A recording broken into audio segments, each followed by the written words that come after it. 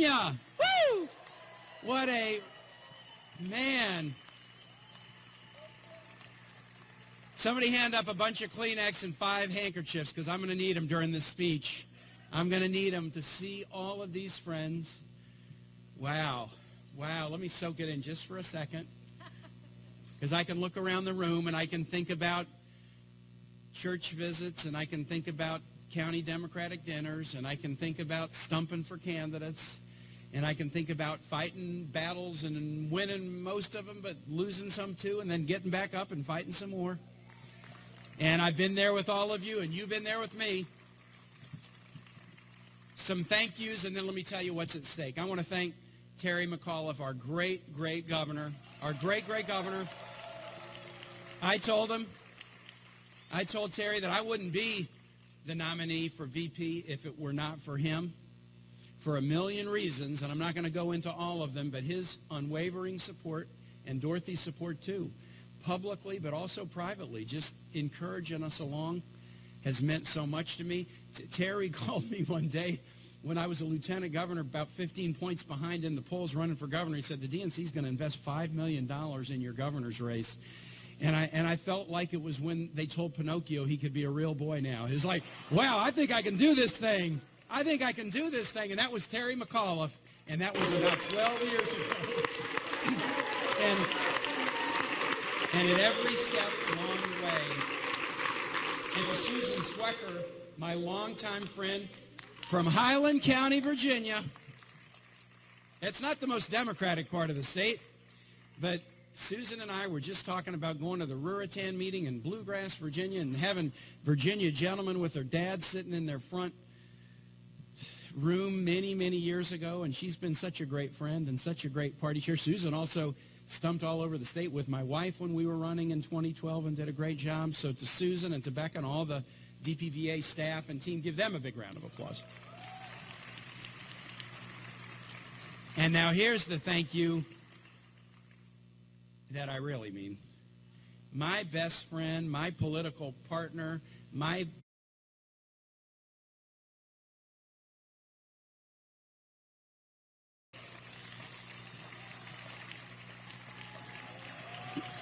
she's the best. When Hillary Clinton called me Friday night at 7:32 p.m., now who's counting? I mean, you know, just 7:32-ish, to ask if I would be her running mate, I said, absolutely, how proud I am, and I'm going to talk about Hillary in a second, but it was the start of turning a lot of our lives kind of topsy-turvy. Our lives have been a little topsy-turvy anyway, but at least we've gotten used to the current topsy-turvy. And so I called Ann right away. In fact, she was about a mile away, and I went to her and said, honey, we've talked about this, and I've been asked, and I've said yes. Are you ready to turn everything topsy-turvy again and go on to a great new adventure? And she said, absolutely. Within about a day, we reached out to the Clinton team in dialogue, and we asked, so what do you want of Ann between now and Election Day? And they said, Tim, we love you, but we really love Ann. We want every last minute that she can give us, because as an educator and as a legal aid lawyer and as a juvenile court judge who understands issues facing our community, as a first lady who reformed the foster care system, she's exactly the kind of person we want out on the trail talking about who Hillary Clinton is and, more importantly, about what Hillary Clinton's going to do. And so Ann thought about it over the weekend, and she went into her governor on Monday and said, I'm resigning as Secretary of Education. And that wasn't easy to do. That was not easy to do. Now, my wife said I should say that and then let her go get breakfast and speak for a while so she can eat. So, honey, you can now do that. As she's doing it, though, she can get breakfast. I got to tell one story on Ann and Terry. One story on Ann and Terry. So, you know, my wife's dad was a governor, and then I got to be governor, so I had to get used to I will always only be her second favorite governor. But that's okay. I mean, her favorite is her dad. I get that. I'll be her second favorite governor. And I got a tolerant ego. I mean, I got a big ego, but I got a tolerant ego. So, okay, I'll be her second favorite governor. Then Terry asked her to be Secretary of Education. And she had been working for Terry for about 2 months I'm up in the Senate. We have a really late vote. I drive home late on a Thursday night, pull in, head up to the bedroom, walk in the bedroom, and Ann has fallen asleep reading. So she's asleep, reading lights on, and I wonder what she's reading these days. On the floor next to the bed, it's fallen off and it's kind of open on the floor, is Terry McAuliffe's autobiography, The Life of the Party. Now, maybe it was because it had been a long day, but I mean, I kind of had a little bit of an attitude about that. It's like, hold on a second, I'm okay being your second favorite governor, but I don't want to slip to your third favorite governor. And now that, she managed to assure me over the next few months that I was still her second favorite governor. But the next time I saw Terry McAuliffe, I told him that story, and without missing a beat, Terry McAuliffe just looked at me and said, Tim, I know you are lying. I said, what do you mean you know I'm lying? I told it to you exactly the way it happened. And he said, nobody ever fell asleep reading my autobiography. Terry's fast, man. He's fast on his feet. And I think that's right. Nobody's ever fallen asleep reading Terry's autobiography. I also want to say we got our great congressional delegation here. I saw Jerry Connolly. I saw Don Bauer. I saw Bobby Scott. We got candidates. We got electeds. What a great group of Democrats. I'm proud and humbled to be on this ticket.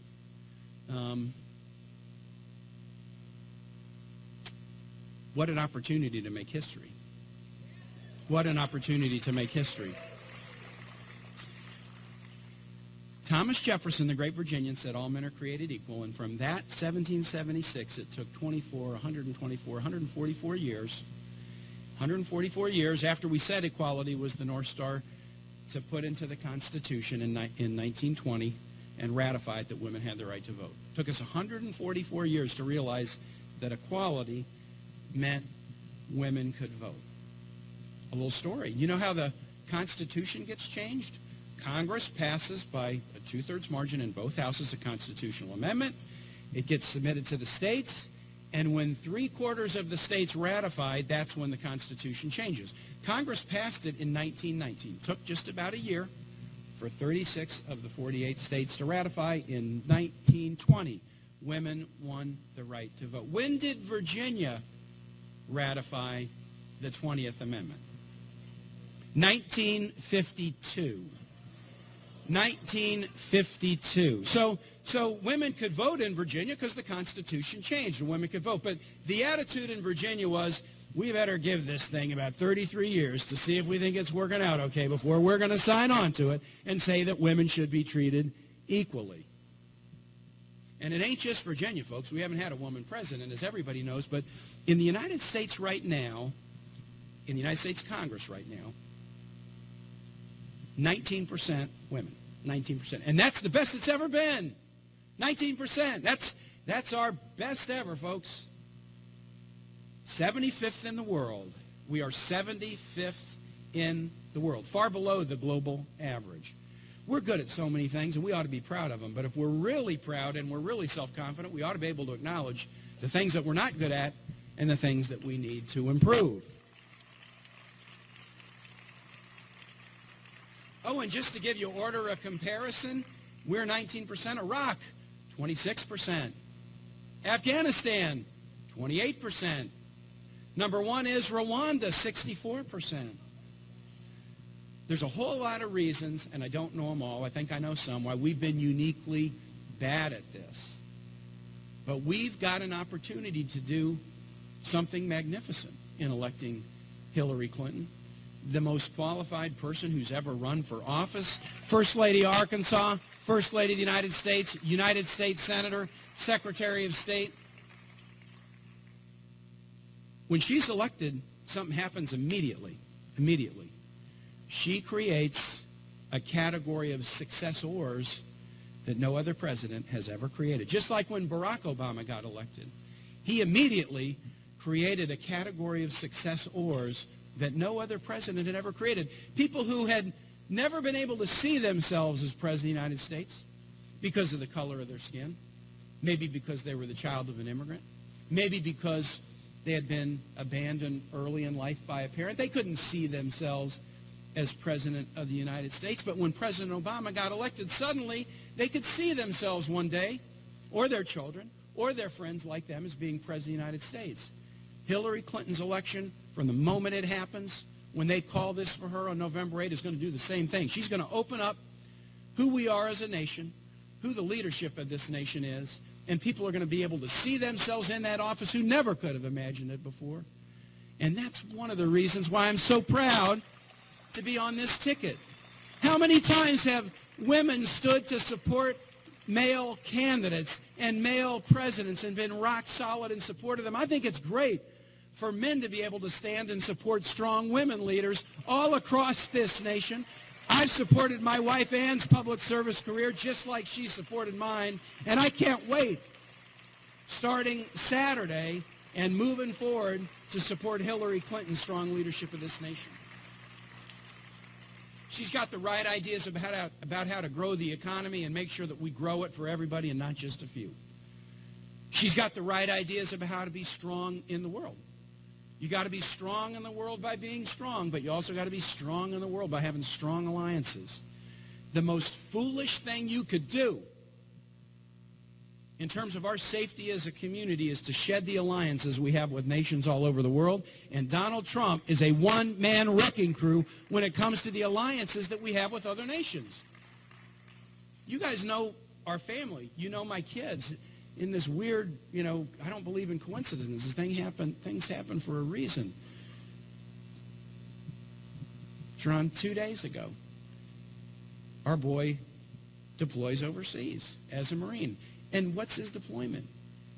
It's to go serve right on the front line in the countries in NATO that Trump is suggesting he wants to throw overboard and just leave to the mercies of a big bad wolf Russian Vladimir Putin. And he's over there right now as Trump is saying he's going to shred and shed those alliances. Hillary Clinton knows that alliances matter in a world like that. You can't stop terrorist attacks if you don't share intel, and you're not going to share intel if you shred all the alliances that Donald Trump is proposing to shred. But the thing that's probably the most important to me about this election is it's a civil rights election, folks. It's a civil rights election.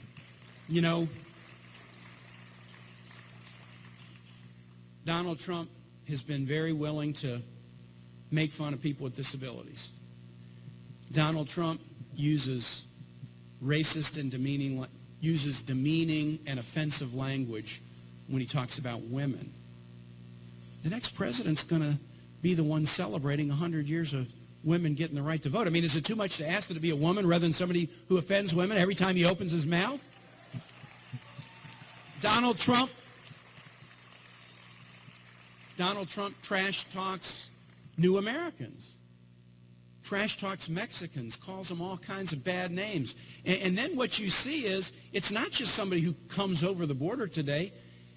He talks about a Latina governor of New Mexico that way. He talks about a respected federal judge born and bred in Indiana that way. He talks about anybody of Latino background as if they're a second-class citizen. Hey, we don't have any second-class citizens in this country. We're all first-class citizens, and that's what this election is about.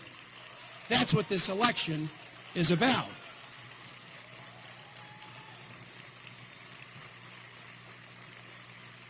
Donald Trump wants to be commander-in-chief, but he goes around saying the American military is a disaster. The American military is a disaster. Raise your hand if you have either served in the military or have family members in the military. Okay?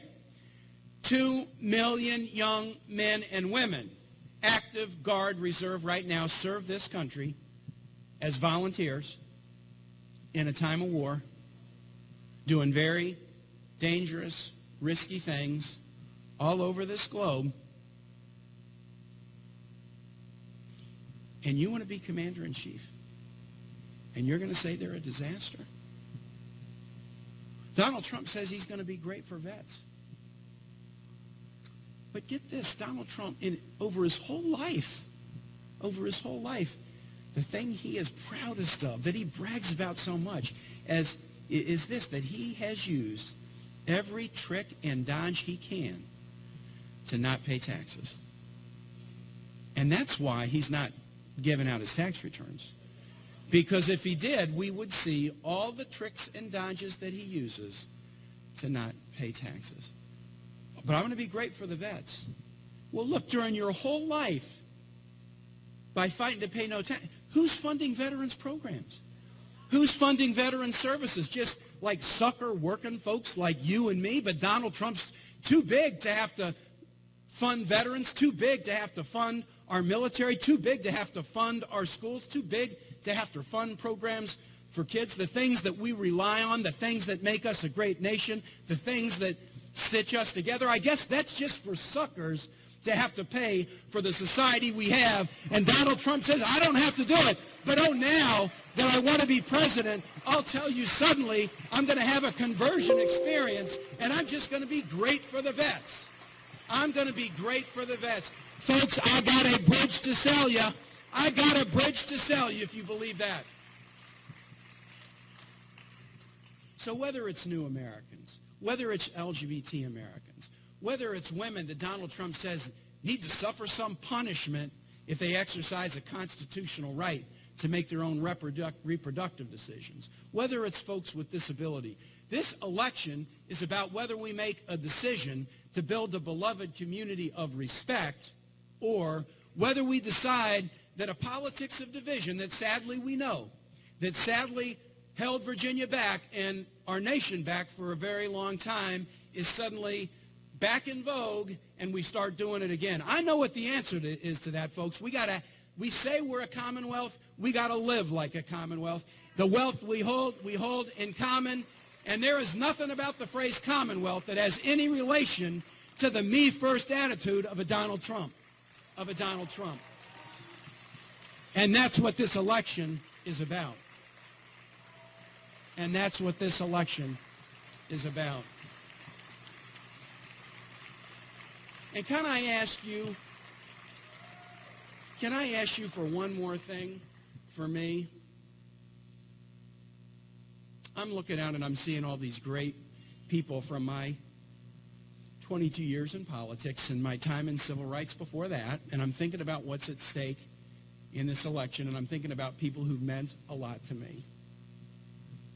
We had a beautiful, beautiful Virginia Democrat who was working on my staff who died 2 days ago, Joe Montano.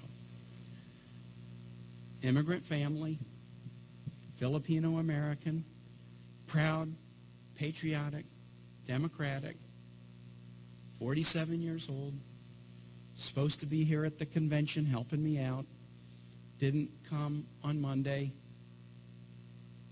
Another staffer of mine, Gaston Oros, who some of you know, got the police to go to his apartment in Manassas.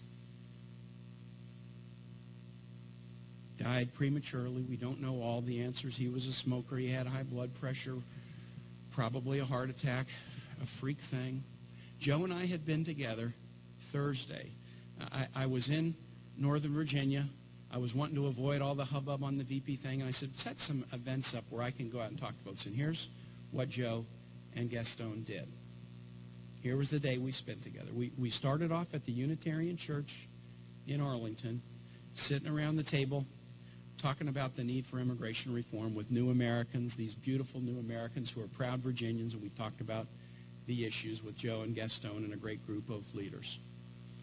We went to one of Joe's favorite hangouts, Jimmy T's Old Town Tavern in Herndon, Virginia, where despite the fact that Jimmy is a Buffalo Bills fan, I make it my hangout. And Joe loves that place. And we went there with press corps trailing, and we sat and we kibitzed with Jimmy and everybody, and we had a great time. And if you know Joe, you didn't ever see Joe without a big smile on his face, without a booming laugh that got everybody in the room's attention. And then we went to the Adams Center, all Dulles area Muslim society, to sit down with interfaith leaders and talk about that Virginia value of religious liberty, that we can all worship as we please or not, and we're not going to be preferred or punished. And harsh language against Muslims today could be against Mormons tomorrow, and it could be against Baptists next week, and we got to have a society that pulls together. And Joe made it work. It was a classic Joe Montano production. People were happy. People were sharing ideas. Joe was as happy as could be. Those were Joe Montano events, pulling together the beautiful strands of the Virginia rainbow and in dialogue and talking about hard issues, not just, we are the world, but talking about the tough stuff, whether it's police-community relationships or Islamophobia.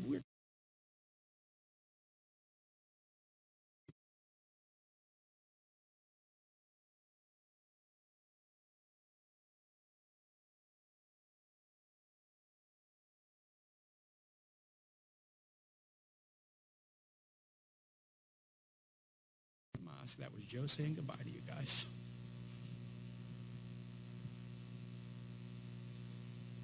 A last event for that guy, that proud new American, proud patriotic new American, proud patriotic Virginia Democrat, was about outreach and bridge building and bringing people together. And that was Joe saying, that was Joe saying goodbye to you guys. And then the other thing, his mom said, within 12 hours of finding out that her son was dead, how can we help you and Hillary Clinton win this election? Because this is more than an election, folks. This is more than the difference between candidates. This is our Commonwealth and our country looking in the mirror and deciding what it is that we see there. And that's what's at stake. And unlike in the past, when in Virginia we had to wait up and see what happened in Ohio or Florida to determine the outcome of a presidential election, now we got this thing right in our own hands. We don't need to worry about anybody else if we do what we've shown that we know how to do. When they call Virginia for Clinton Kaine on November 8, 2016, we will know. We will know that we've made history, and we'll know that we're making a lot more history and making it the right way, not the wrong way. Adelante, no atrás. Adelante, no atrás. We're going forward, not back. We're going forward with Hillary Clinton. We're going forward with Virginia Democrats. And let's go forward out of respect and memory of our great friend, Virginia Democrat, Joe Montano. Thank you guys so much.